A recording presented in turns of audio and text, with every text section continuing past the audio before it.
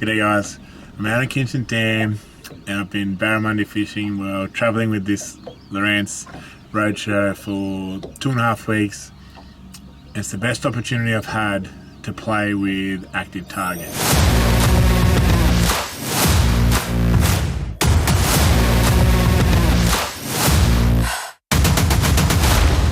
I thought I'd run you through how I've been using active target to target barramundi, why I use each of the 3 settings, forward, scout and down. The most frustrating part of this is, as you'll see in a second, it really shows how many barramundi there are around and how much they blatantly ignore, dodge and follow your lures. It's ridiculous. Probably the most frustrating way to fish is watching them live. So start off with scout mode. Scout mode is the mode I've found that I use the most. So especially if I'm fishing by myself, scout mode covers a broader area going out at an angle, so 135 degrees, out and flat. So best for shallow water. I've been using it mainly around weed beds and stuff. It's good for finding where that edge of the weed bed is. You can really see when you've got it out on scout, you go, oh, that's the edge of the weed. It's also easy to pick gaps in the towers, particularly night fishing for barramundi. You can see where all the towers are and you can clearly run your lure clean through towers or next to towers. So you can see in this little clip, the barramundi appears in front of the weed bed. It sneaks past us, casts a massive shadow, and disappears back into the weed tower. As the lure comes through, you'll see him swirl around. He has one crack at that lure. We don't feel this at all, by the way. He then disappears back into the weed. Then just as that lure pops back out, he follows it again, only for a couple of meters, and then turns back around and disappears back into that weed bed. Had we not had that in scout mode, or had we not even had active target, would have said there's nothing going on, no barramundi here at all.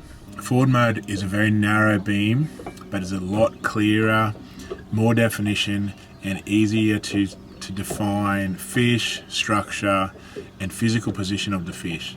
I've literally wound my lure into several fish. I've been able to position them on forward, cast my lure past them, sink to the exact depth that they're in, wind through, and smack that fish in forward mode.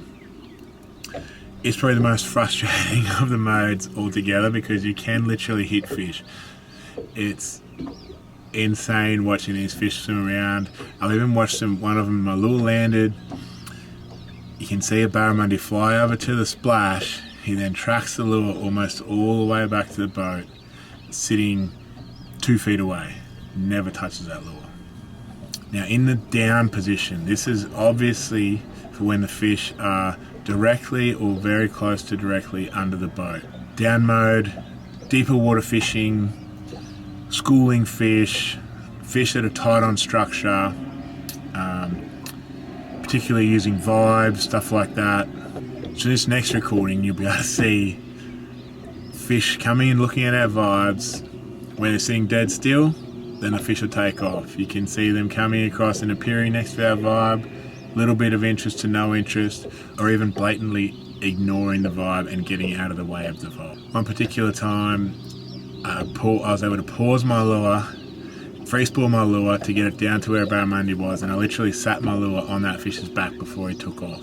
So the accuracy in forward mode and down mode is incredible. You know that if they're in that beam and your lure's in that beam, as long as you align them vertically, you're going to hit that fish or come in close contact to that fish and hopefully, not in my case, but hopefully draw a reaction and get that bite.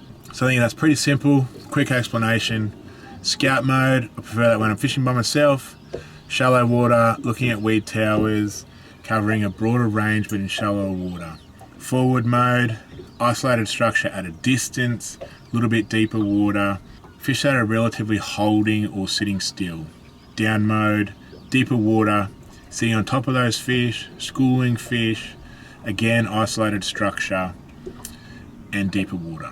All in all, super fun watching them on the screen, and time just flies, and before you know it, you've had several hours of fishing watching these things. Just follow your lures, ignore your lures, but loads of fun. Ooh, he's going. Oh, maybe follow it for us.